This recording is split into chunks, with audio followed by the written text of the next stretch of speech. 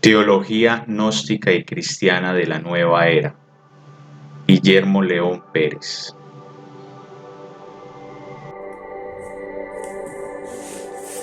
Capítulo 5. La gnosis y los misterios. Primera parte. Definición y contenido. A las doctrinas esotéricas que hubo en los países antiguos civilizados, las llamaron sabiduría, y a quienes se dedicaban a su estudio se les dio el nombre de sabios. Pitágoras fue uno de los primeros que llamó a este sistema gnosis, o conocimiento de las cosas que son. La gnosis es, pues, el conjunto de doctrinas y conocimientos que se nutren de un fondo común de símbolos, misterios y mitos, y que además posee una fuente anterior al cristianismo. Es así como la gnosis está vinculada con Egipto, Babilonia, Irán, Persia, India, China, Grecia y hasta con el esoterismo judío.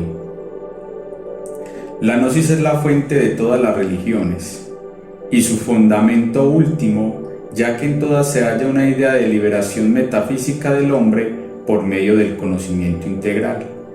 Y además existe una asombrosa universalidad de ciertos símbolos y mitos que tienen un origen común en diferentes esoterismos religiosos y que se expresan necesariamente a través de las grandes religiones esotéricas cuyo núcleo constituyen. Este conocimiento establece precisamente una especie de puente o vinculación entre las religiones de forma sentimental y personal de Occidente y las religiones impersonales y metafísicas del Oriente. El gnosticismo, luego de ser el resultado de reflexiones sobre varios aspectos del cristianismo, es una síntesis de todo el conocimiento universal dado a las diferentes culturas espirituales del mundo. Debido a las permanentes persecuciones hechas al gnosticismo a través de toda la historia, realizadas por los sistemas políticos y religiosos imperantes, la gnosis se tuvo que atrincherar en lo profundo del ocultismo para reaparecer espontáneamente cuando la humanidad la necesitaba, aunque en ocasiones con diferentes nombres. La complejidad y el número de los diferentes sistemas gnósticos de los tiempos pasados hace que sea un difícil proceso la reconstrucción de sus principios y tendencias.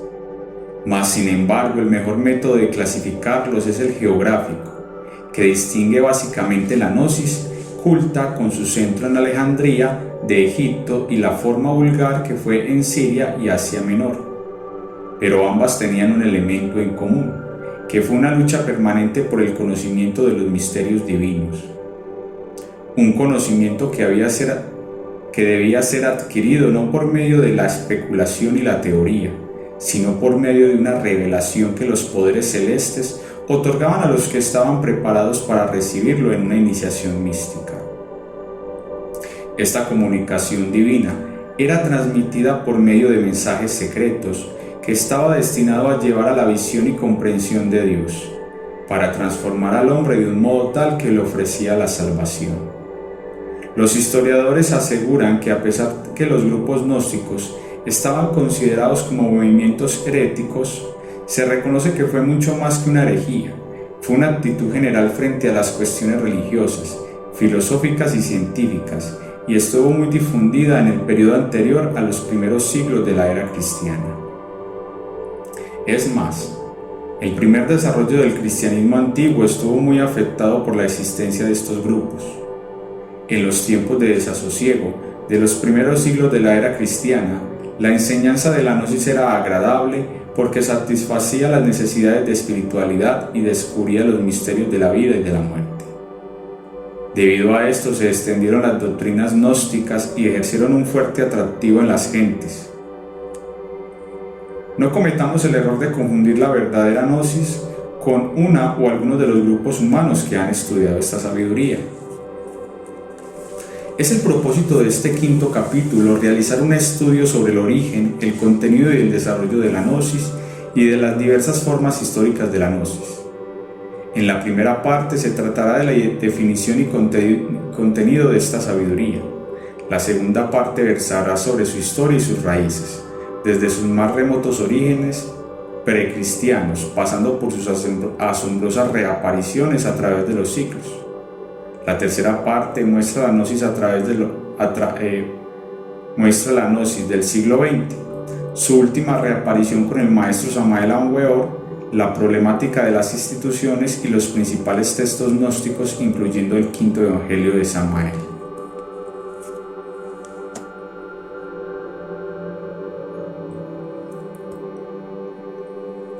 La gnosis. En el idioma griego, gnoskein significa acto de conocer y gnosis significa conocimiento. Pero en la literatura gnóstica no se trata de modo alguno de un saber cualquiera.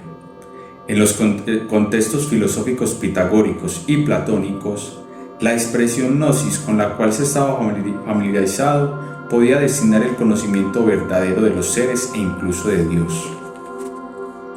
La gnosis se ha de entender como el encuentro con la verdad absoluta, aprendida por un acto místico y confiada por la mente divina. Es un conocimiento que trae consigo y procura por sí misma la liberación, la salvación, el reencuentro con el real ser, siendo su fin la liberación del hombre mediante la práctica del conocimiento absoluto. O sea que la gnosis no es puro conocimiento intelectual o especulativo, ella es revelación eficaz e iluminación directa. Es el conocimiento profundo que palpita en las diferentes latitudes en el tiempo y en el espacio, aunque no se le defina con dicha palabra.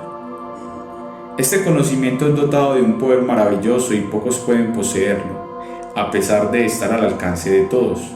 Esta es solo posesión de los iniciados en los misterios y se opone a las creencias vulgares de los simples fieles de las religiones tradicionales. Muchos, a pesar de poseer un conocimiento intelectual de la gnosis, pueden no llegar al verdadero contenido de su sabiduría y, por lo tanto, quedar enredados en una de sus facetas, convencidos de estar viviendo el verdadero conocimiento gnóstico de todos los tiempos. La verdadera gnosis implica la transmisión de enseñanzas de misterios reservados a muy pocos, que sean capaces de comprenderlos. La gnosis responde siempre a una angustia subjetiva del individuo que se encuentra buscando grandes verdades y enigmas metafísicos. Por eso a ella solo penetran temerarios e intrépidos buscadores de la verdad, que ya están cansados de recorrer muchos caminos. Al relevarse de los misterios que cubren su origen y su destino, la gnosis le permite al hombre comprender la significación de todas las cosas. De este modo, un conocimiento semejante convierte a su beneficiario en un ser privilegiado. Gracias a esta sabiduría, el gnóstico se sirve hasta de la misma angustia para alcanzar el conocimiento definitivo. No debemos olvidar que amarga es el agua del mar turbulento de la existencia, pero ella es el camino que conduce al conocimiento de la vida, camino que pasa a través de dificultades y amarguras. Pero transformada, esta agua amarga se convierte en dulce. La gnosis constituye, una vez que ha sido alcanzada, un conocimiento total, inmediato. Es el conocimiento en sí, absoluto, que abarca al hombre, al cosmos y a la divinidad.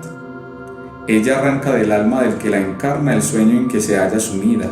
De ahí el ejemplo de métodos de adiestramiento espiritual destinados a engendrar estados especiales de conciencia y supraconsciencia.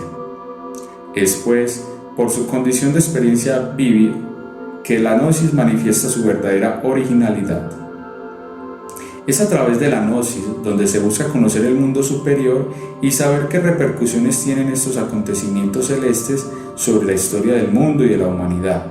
Mediante este conocimiento se abre un camino a través del cual se puede llegar al reino de la luz, de la divinidad suprema. La gnosis es la doctrina de la síntesis, es la religión y la ciencia del único Dios que existe, el Dios de todos los pueblos, el Dios desconocido de cada individuo, que trasciende las diferentes denominaciones que en las distintas latitudes y tiempos se le ha querido asignar como una aspiración que por la ignorancia quedaba siempre delimitada a una comunidad exclusiva. El buscador auténtico no debe confundir la gnosis verdadera con la creencia simplista, de que ella sea una recopilación intelectual y sintética. a manera de resumen de las mitologías diversas, de las manifestaciones religiosas de las diferentes culturas. Tampoco se debe creer que ella pretende despojar las demás corrientes religiosas, filosóficas o científicas para imponer una autoridad única a la cual todas se deban someter. La gnosis es perenne y quien la encarna se funde con el conocimiento absoluto, que le permite moverse libremente y sortear las situaciones de la vida en general y que además le permite la fusión con la verdad del eterno presente. Tengamos en cuenta que una aspiración fundamental del hombre es conocer su origen y su futuro, y esta necesidad primordial a la que responde la gnosis, logrando conseguir el conocimiento integral del universo y de su destino material y espiritual.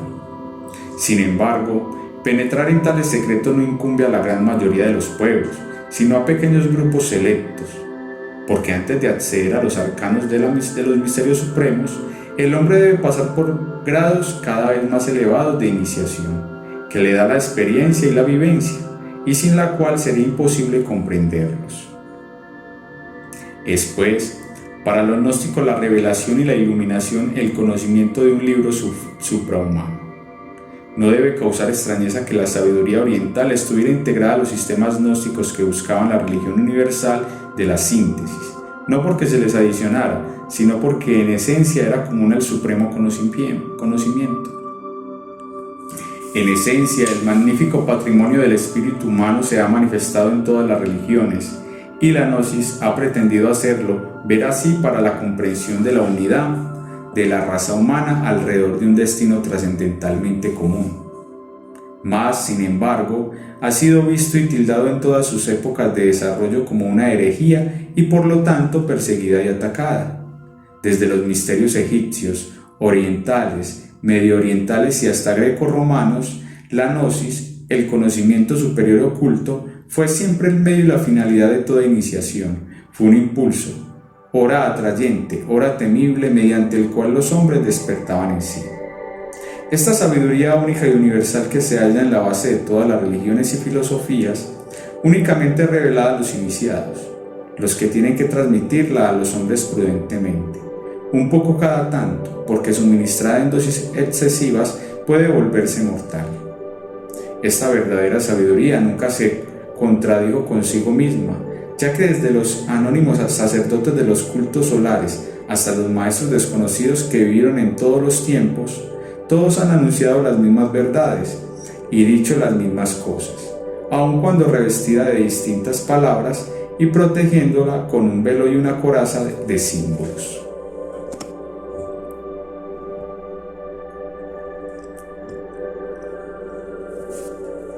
El gnosticismo. Se llama gnosticismo a toda la doctrina o actitud hacia el conocimiento fundado en la teoría y en la práctica de la obtención de la salvación por el conocimiento, ya que la gnosis traduce siempre una necesidad individual de liberación interna, que implica regeneración y divinización, donde se adquiere conciencia de sí mismo y se conoce la verdadera naturaleza de origen divino. Se atribuyeron el hombre concreto de gnósticos los ofitas, adoradores de la serpiente, y los adeptos de la madre Gnosis de Siria, en quien la entidad femenina representaba un papel preponderante. Por gnosticismo se habrá de entender aquel sector específico cuyos planteamientos brotan del sincretismo entre Oriente y Occidente, en especial en las regiones de Asia, China, Egipto, Persia y Grecia, cuyo influjo cultural era definitivo en la época de los albores del cristianismo. Es por todo esto que el gnosticismo presenta la tendencia a la síntesis mediante la dialéctica del espíritu. El gnosticismo fue considerado por los primeros padres de la Iglesia romana como una temible amenaza para su Iglesia. Por tal razón fueron tenidos como falsos cristianos que pretendían poseer un conocimiento maravilloso y superior llamado gnosis. Según ellos, formaban parte de los movimientos heréticos que se diversificaban, ramificándose como hongos venenosos e innumerables sectas y subsectas, entre las que se encontraban los nazarenos, los valentinos, los ptolomeanos, etc. Esta diversidad innegable de los grupos gnósticos de los primeros siglos se debía a la extrema variedad de las concepciones filosóficas de quienes estudiaban el conocimiento gnóstico, y se reflejaba en el dominio del culto y del rito, de la interpretación de los misterios y de las iniciaciones. Sin embargo, es fácil descubrir un aire familiar entre estas diversas expresiones del gnosticismo, a pesar de las múltiples divergencias y oposiciones que ellos manifestaban.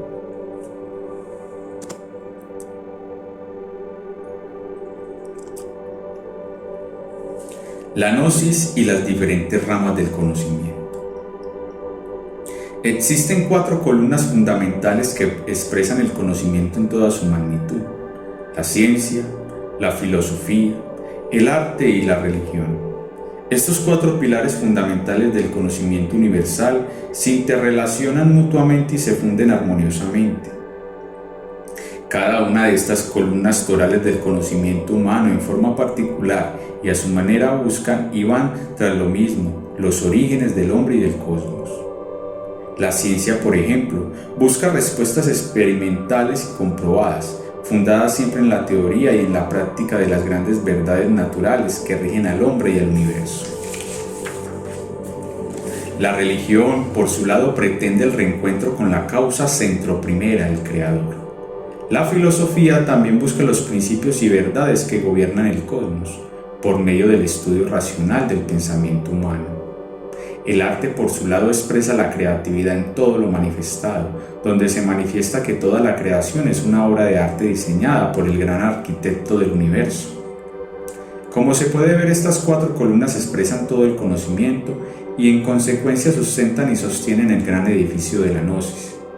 Desafortunadamente, la mayoría de los hombres, en la continua fragmentación en que viven, no perciben el conjunto del conocimiento, sino parte de él, y lo interpretan como el todo. El resultado de esta fragmentación ha sido principalmente el enfrentamiento ideológico entre la religión y la ciencia en los últimos milenios, trayendo como consecuencia el capitalismo materialista y el retraso de la humanidad. Tengamos presente que varios siglos antes de nuestra era había una profunda convergencia entre la religión, la filosofía, la ciencia y el arte. Personajes como Pitágoras, Platón, Confucio, etc., eran sacerdotes, filósofos y a la vez eran los grandes científicos de su época. La gnosis y la ciencia. La gnosis como ciencia es un don de Dios y el verdadero sentido de la ciencia es llevar al hombre a su origen, de donde proviene. De ahí que no debe causar extrañeza la ciencia religión o ciencia mística en la gnosis. Esa ciencia mística presentó a través de lo que ahora llamamos mitologías, los procesos del alma o de la psiquis que tanto influyen al hombre. La gnosis se ciñe al método científico, porque ella es ciencia en sí misma. Desafortunadamente, la idea que tenemos actualmente de la ciencia se ha desfigurado mucho en su sentido inicial. La ciencia pura es la verdad absoluta en su totalidad, fruto de la percepción directa de la verdad y no de intentos y meros logros parciales mediante el intelecto. La gnosis expone su doctrina y la acompaña de una serie de prácticas experimentales que cada quien debe realizar en su cuerpo laboratorio para lograr la comprobación directa del conocimiento. Es por lo tanto necesario comenzar por realizar una reestructuración regenerativa al laboratorio cuerpo, para lograr adecuadamente la comprobación del conocimiento gnóstico. Siempre que se esté por encima de los resentimientos y amarguras que deja el poder temporal religioso o político, los verdaderos científicos imparciales en sus investigaciones, sin otro interés que el encuentro con la verdad, van aceptando y trascendiendo las limitaciones de la razón y la amplitud sin límites del conocimiento profundo e intuitivo de la gnosis. La gnosis como ciencia se remonta a algo superior y supremo que busca encarnar el saber por excelencia y que además está por muy encima de los bajos conocimientos vulgares. Estudia el universo no solo desde las 3 dimensiones, sino también de sus 7 dimensiones que lo constituyen. Además utiliza los 12 sentidos que el hombre posee y no solamente los 5 atrofiados sentidos que la humanidad en su mayoría conoce. Hay 2 clases principales de conocimiento. El primero, el conocimiento lectivo e intelectivo, que es el externo, y se adquiere a través de los 5 sentidos. Este conocimiento sirve para la convivencia, para obtener el sustento y para estudiar superficialmente los fenómenos naturales. En esta área del conocimiento se ubican las materias de la ciencia oficial, aquellas que se estudian en las universidades y que se encuentran como experimentales porque son percibidas por los 5 sentidos. Entre ellas se encuentran la física, la química, la psicología, la astrología, etc. El segundo es el conocimiento de la conciencia, que es el conocimiento vívido o interno, es el de la experiencia de lo real y lleva al conocimiento profundo de las cosas. Ese conocimiento se va adquiriendo con la ayuda de los otros 7 sentidos internos, atrofiados en la mayoría de los seres humanos. En esta rama del conocimiento se ubican las llamadas ciencias ocultas, entre las que se encuentran la metafísica, la parapsicología, la alquimia, la astrología, etc. Estas últimas existieron mucho antes que las materias oficiales, es más, fueron la base de ellas y los grandes sabios antiguos que conocieron los misterios las manejaban ampliamente. Resulta que al desaparecer los misterios que encerraban las grandes verdades cósmicas, estas materias pasaron a ser ocultas debido a que el hombre perdió el contacto con los secretos de la naturaleza. Además debemos tener en cuenta también que los grandes pensadores de la antigüedad, que también eran los sabios y en consecuencia los gnósticos, sintieron la necesidad de 2 doctrinas, una pública y otra secreta, o sea, una exotérica y otra esotérica. Pitágoras, por ejemplo, jamás escribió su doctrina secreta más que en forma de signos esotéricos y de un simbolismo perfectamente elaborado.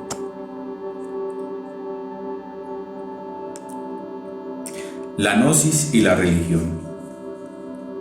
La gnosis como religión procura que el hombre, la suprema jerarquía humana, vaya despertando en sí mismo los poderes divinos que le son peculiares para lograr un día la santa unión con la causa primaria, que es su génesis.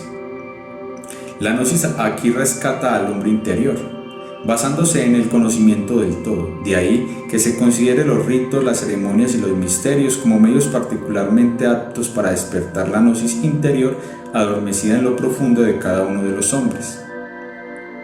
La gnosis como religión no es una religión nueva, ella posee el esoterismo de las tradiciones religiosas preexistentes.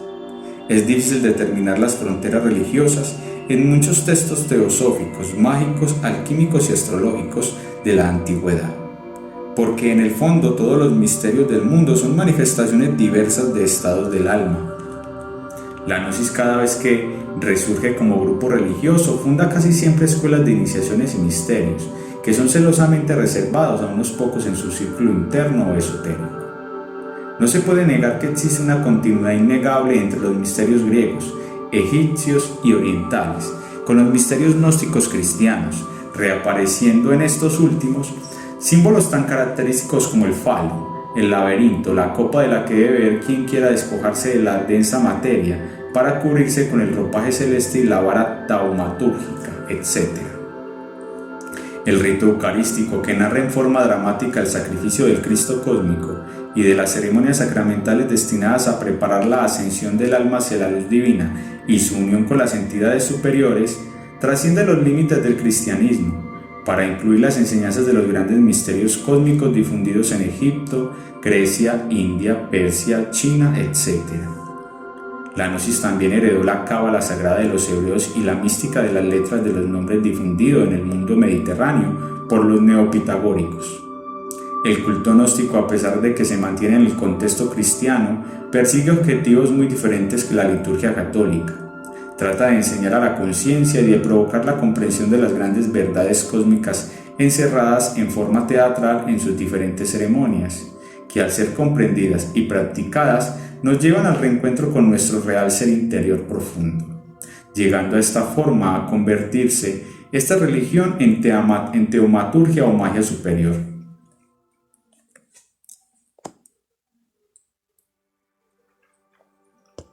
La gnosis y la filosofía. La gnosis como filosofía procura que el hombre, a través del estudio racional del pensamiento humano, descubra los principios y verdades del cosmos.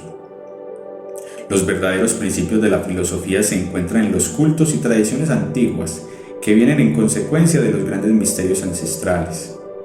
La primera forma como empezó la filosofía fue con la cosmogonía, con la búsqueda del principio de las cosas. De ahí también surge la ciencia, que va saliendo poco a poco en busca de respuestas, pero por la comprobación científica. Podemos aseverar que todas las filosofías antiguas se originaron en los cultos religiosos, como principal fuente de conocimiento antiguo. Debido a que la filosofía buscaba el porqué de las cosas, emergió para presentar soluciones prácticas a las necesidades humanas. Además, tendieron a dar origen a religiones en donde los seguidores y discípulos convertían a sus orientadores en teólogos. Muchos discípulos, por falta de experiencias directas, dieron un tono sectario y fanático al sistema de sus maestros, ocasionando perjuicio para la humanidad. La filosofía, como otra etapa del desarrollo del conocimiento, tiene dos planteamientos principales de donde se derivan las demás escuelas y corrientes filosóficas. La primera es la de Occidente, cuyo origen viene básicamente de la antigua cultura griega, y la segunda, la de Oriente, cuyo base se asienta principalmente en las antiguas culturas de la India y la China, con el budismo, el taoísmo y el confucianismo.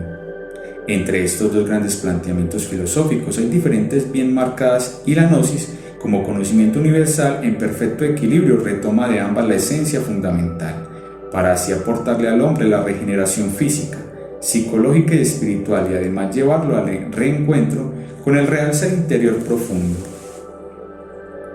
La filosofía oriental en un comienzo marcó la pauta con el brahmanismo, con las 7 escuelas de la yoga, especialmente con la Jnana Yoga o la yoga del conocimiento, que por estos tiempos se encuentra casi extinguida debido a lo casi abstracto de sus argumentos. Paralelo a esto, en China se estructuraban las bases filosóficas del taoísmo, recogidas en el I Ching, libro de las mutaciones, y sintetizados siglos después por Lao Tse en el Tao Te Ching. Luego Confucio elaboró una filosofía ética en China, que es la que más se extendió por el mundo. Por último, el Buda en la India hace una reforma al hinduismo aproximadamente por los tiempos de Lao Tse en China, que en forma causal eran los tiempos en que se estructuraba la filosofía en Grecia. En cuanto a la filosofía occidental, que se centró principalmente en el antiguo imperio griego, se encuentra organizada cronológicamente de la siguiente manera. Primero, el periodo cosmológico, que comprende las escuelas presocráticas, entre las que se encuentran tales de Mileto, Animisandro, Anaxímenes y Heráclito. Segundo, el periodo antropológico, que comprende a los sofistas y a Sócrates. Tercero, el periodo ontológico, comprende a Pitágoras, Platón, Aristóteles, Parmínides y Anaxágoras. Cuarto, el periodo ético, comprende el estoicismo, el escepticismo y el eclesiastismo. Quinto, el periodo religioso, comprende las escuelas neoplatónicas y afines.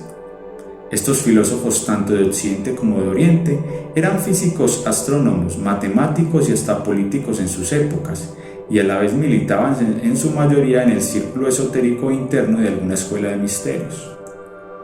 Es por eso que muchas enseñanzas de ellos no se conocen sino en medio de las escuelas de ocultismo. La cultura griega, siendo tan racional para la búsqueda de la sabiduría, partió del pensamiento intelectual, de la razón, y así brotó la filosofía, que más tarde desembocó en la ciencia y en el arte al comprobar que la verdad no era asequible mediante la razón.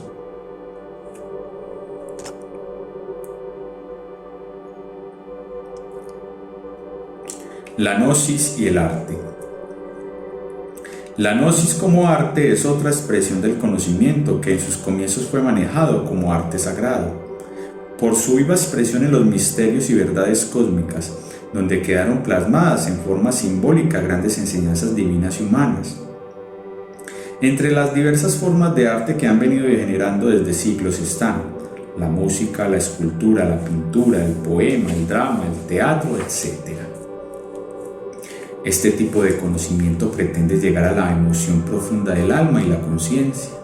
Además, es una atracción de lo maravilloso y es magia de lo espléndido, de lo inmenso y vertiginoso que se desprende de esas obras más divinas que humanas. Es más, el más profundo y verdadero arte es el de crear el alma y liberar la psiquis, y ese es el arte real o el arte regio. Esa es la gran obra o el magnus opus. Ese es el arte de modelarnos o esculpirnos a nosotros mismos de acuerdo a los impulsos superiores del ser, y así crear la luz en las tinieblas y convertirnos en consciente el inconsciente. El arte sagrado son bellos libros y sonidos que buscan hacer sentir un profundo arrebatamiento del alma para que pueda penetrar los reinos comprensivos de la conciencia. Estas obras maestras, aparentemente mudas, son maestras sin palabras y sin voz que llenan el corazón y el alma.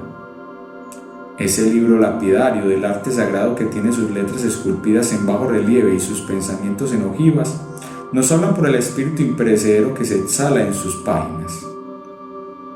El arte sagrado, que son los hermanos menores de los manuscritos impresos, son más claros y poseen sobre estos la ventaja de traducir un sentido único y absoluto, de expresión sencilla, de interpretación ingenua y pintoresca, de un sentido expurgado de sutilezas, de alusiones y de inequívocos literarios. La lengua que habla este arte es a la vez clara y sublime, porque ella habla al alma de los humildes como a los cultos. El arte sagrado es pues un santuario de las tradiciones de la ciencia y de la religión, y no debe contemplarse como una obra únicamente complementaria o adornativa, sino más bien como una vasta concepción de ideas, de tendencias y fe populares, como un todo perfecto al que podemos acudir sin temor cuando tratemos de conocer el pensamiento de nuestros antepasados en todos los terrenos de la vida, el religioso, el filosófico y el científico. Este arte, por su variedad de temas y de expresiones, aparece como una enciclopedia muy completa y variada, siempre viva, educadora e iniciadora primordial de todos los acontecimientos. Este arte es el guardián secular del patrimonio ancestral y es un compendio de la ciencia hermética, es el conocimiento concentrado desde antaño en grandes expresiones. En ella se encierra el misterio de las cosas y de las verdades más ocultas. Los sabios antiguos manejaban el arte y el símbolo, al igual que nuestros científicos, manipulan el telescopio y el microscopio con el fin de llegar hasta lo más profundo y lo más elevado. Una de las funciones del arte sagrado es la de ofrecer una urna a esa vida eterna que constituye el alimento para nuestra conciencia. Este arte, al igual que la ciencia, la filosofía y la religión, tienden hacia la realización del ser humano y hacia su retorno consciente al seno de la divinidad. El sendero oculto del arte supremo consiste en orientar hacia la sabiduría divina y humana, y esta no solo es privilegio de un pequeño grupo de iniciados, maestros o gurús, que guardan celosamente para ellos esa información, sino que concierne a todos aquellos que deseen asumir su responsabilidad espiritual y participar activamente en la gran aventura humana. El símbolo se encuentra en el corazón del arte sagrado porque es uno de los medios de comulgar con la armonía del universo. Y es una ciencia artística sin la cual el universo permanecería mudo. La unidad espiritual y artística de las antiguas civilizaciones se prolongaron unas en otras, aun cuando las formas religiosas, filosóficas e intelectuales sufrieron mutaciones inevitables. Uno de los caminos para la transmisión de los símbolos, secretos y enseñanzas fue a través del arte supremo. El gran arte es el que cada uno pone de manifiesto todo su poder espiritual, la correcta manera de hacer las cosas y nos enseña a reinar sobre nuestra propia existencia. Una vida sin arte, en alguna de sus manifestaciones, está desprovista de sentido, ya que la impresión sensorial, sentimental e intuitiva que se siente ante una obra de arte concierne al individuo y nos abre nuevos horizontes. La ciencia y el arte, si andan juntas, captan el misterio, en cambio separadas dividen al hombre en materia y espíritu.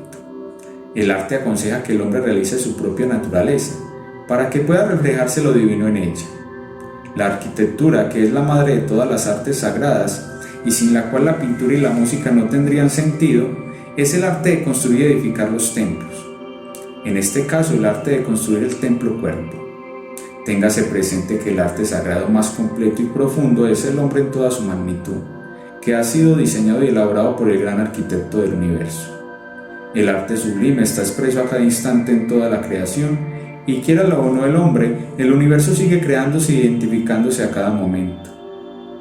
El universo vive en perpetuas mutuaciones, transformaciones incesantes que en su mayoría se nos evaden. Podemos comprobarlo en parte de nuestra propia existencia, ya que nuestra apariencia física se modifica permanentemente, igual que nuestra visión personal de la vida. Las obras de arte sagrado que aún se conservan son las catedrales, las pirámides, los templos griegos, los cantos gregorianos, que son tal vez los únicos cantos verdaderos, las estelas, las estatuas, las pinturas, los obeliscos. Todos ellos constituyen hoy en día la expresión más fiel del sentimiento de los hombres de antaño y su relación con el espíritu.